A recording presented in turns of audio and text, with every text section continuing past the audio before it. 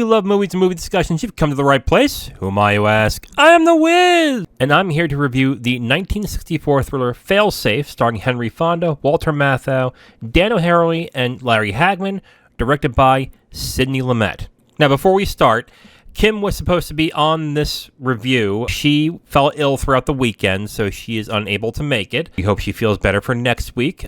We hope Kim feels better. Sidney Lumet. Sidney Lumet's an interesting director. He wrote and directed some really good films, some really memorable films. Right off the top of my head, 12 Angry Men, Dog Day Afternoon, Serpico, Network. I think The Verdict is another one of his. But Failsafe is one that generally doesn't get talked about too much. And it probably has a lot to do with the fact that it was released the same year that Doctor Strangelove was released. And there's a very interesting story between the two of those, and it basically comes down to this. Failsafe was being made around the same time that Kubrick was doing Doctor Strangelove. Kubrick then sued the production of this movie to get it to stop because the plot lines were so similar. In fact, if you really talk about the plot line of Failsafe, which we'll get to, they are incredibly similar. So I could understand why maybe Kubrick was a little miffed at this. The only difference between the two of them is that Failsafe plays it very seriously, whereas Strangelove is very comedic. They settled out of court, and I guess one of the settlement conditions was that Doctor Strangelove got to release first. And that really helped in its favor because everybody remembers Doctor Strangelove. But it just feels like not a lot of people remember Failsafe so much. So I guess that is by design, by how the settlement was done.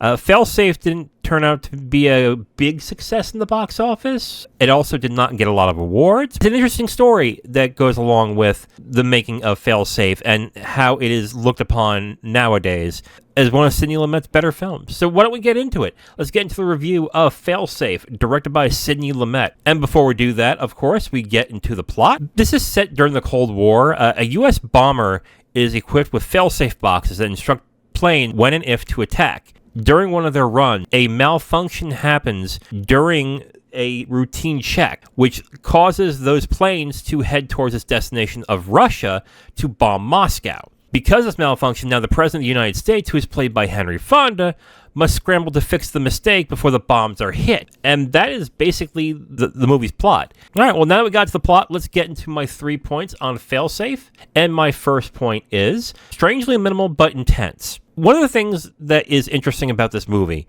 is that it does a lot of intensity with very little. There isn't a lot of action in this movie. You're not seeing a lot of gunfights, planes moving, things like that. You are in the perspective of these military men and of the president who is trying to find out what is happening out there with these planes.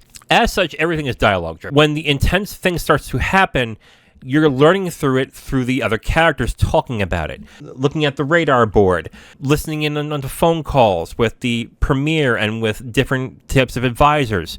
It uses this very minimal sense to create this intensity, and it works really well because the performances are really good to carry this film on, which we'll get to my second point, which is the excellent cast. The cast is really good in this movie. I couldn't find a weak cast member in this movie. Some highlights are, I would say, Dan O'Herlihy. I would also say the President of the United States, played by Henry Fonda, is very good. But my favorite performance of this, bar none, is Walter Matthau, who plays a deliciously evil guy in this movie. The performances work really well when talking about the specific thought processes of all these men and the strange juxtapositions that everyone has with each other and how they think this should work, which we'll get into my third point, which is it is a philosophical story about war. What's really interesting about this movie are the juxtapositions and the way that people think when it comes to war and it comes to certain things that have to be done to dominate and to be a superior nation.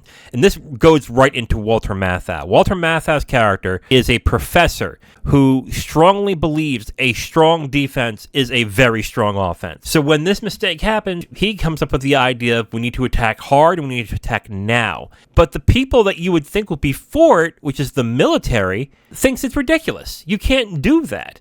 And it goes into these interesting conversations that are happening throughout the film.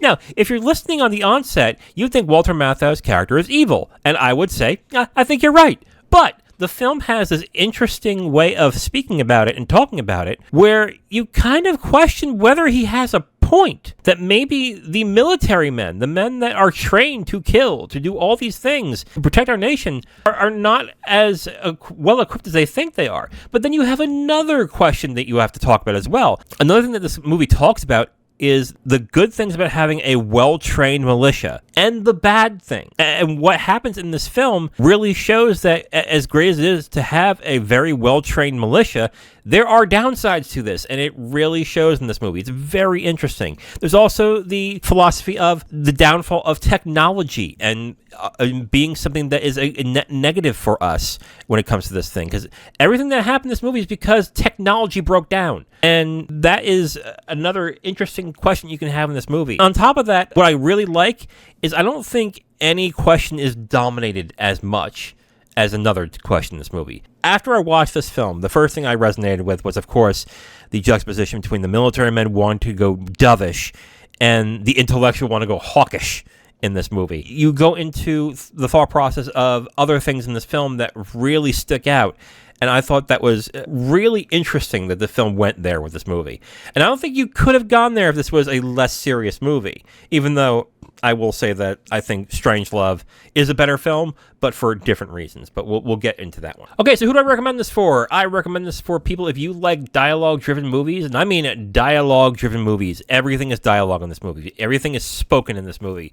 So if you need action, if you need something to happen on screen to excite you, and you hear dialogue-driven, you're like, maybe you want to steer clear of that. I'd also recommend this for people if you like films that delve into the gray. This movie does a fantastic job showing how sometimes the more brutal thinking that you can have might actually be the right way of thinking things. There's also the talk about whether being as hawkish as they are is actually a bad thing and why. It doesn't answer the question for you, but it does inherently show what the cause and effect of having these types of thoughts are. And who do I not recommend this for? I do not recommend this for people if you have recently watched Dr. Strangelove. After I watched this movie, I was really curious about certain aspects of it, so I did a little research. And what I found is that people who watched Dr. Strangelove and then saw this movie thought this was a funny movie. It couldn't have been taken as seriously. And I thought that was interesting, and I kind of understand why. Because they're both dealing with serious subjects that could possibly happen. But Dr. Strangelove makes it go down easier because it's kind of making fun of the whole aspect of, we're fucked, I guess. Whereas Failsafe takes it deadly seriously. If you've already watched Dr. Strangelove recently, I want to keep that key word here, recently. If you have recently watched Dr. Strangelove, you might have a little bit of a hard time taking it as seriously and getting invested as you would in, say, something like Dr. Strangelove. So it's a weird not recommendation, I know, but I think that's a good point on that one. I would also not recommend this for people if you get annoyed by no action on screen. I mentioned this in the dialogue-driven portion of the recommended. There is no action in this movie. The most that you see of fighter planes fighting and everything is on a radar screen. If that bores you to tears, I think maybe you should avoid this movie. You're missing a great movie, but I would say avoid that. Overall, I do recommend Failsafe. I think this is a very good film. I think even a great film. The intensity of which everything plays on the subject matter is really well done in this movie. I think the performances are great. I especially liked Walter Matthau. I was surprised by how good Walter Matthau was in this movie. I know he's a good actor, so I'm not surprised that he's a good actor in this movie, but just how well he plays evil in this movie. If you want an interesting performance of him in this, I would say definitely check this out. In regards to whether I like Dr. Strangelove or this better, I would give the edge to Dr. Strangelove, but I think this is still a really good movie. So if you haven't watched Dr. Strangelove recently and you want to see a serious version of that story, I would say definitely check out Failsafe. It is a really good movie, and I would highly recommend. Now, if you want my full review on this movie, you can go to my website at IamTheWiz.com. You'll have my full written review right on the site, along with a link to the video that has this review that you've just listened to. Okay, so for next week, Tuesday, we're going to start our new theme, which is Elizabeth Taylor movies. And I'm going to start with the George Stevens epic Giant. So that's Tuesday. Thursday, me and Zero are continuing the 007 debriefings with Live and Let Die. And Saturday, we are going to review another Elizabeth Taylor movie, and that is Who's Afraid of Virginia Woolf, directed by Mike Nichols. This is considered, I think, one of her best performances. I think she won the Oscar for this. I think it was this one and Butterfield 8 is the one she won for. I might be wrong, so we'll see on that one. So I will be looking forward to seeing that, and I will look forward to see what Kim thinks of it. So tune in next week, where Tuesday I review Giant, directed by George Stevens. Thursday, the 007 debriefings with Live and Let Die. And Saturday, Who's Afraid of Virginia Woolf. I am The Wiz, and I'll talk to you next time. Bye.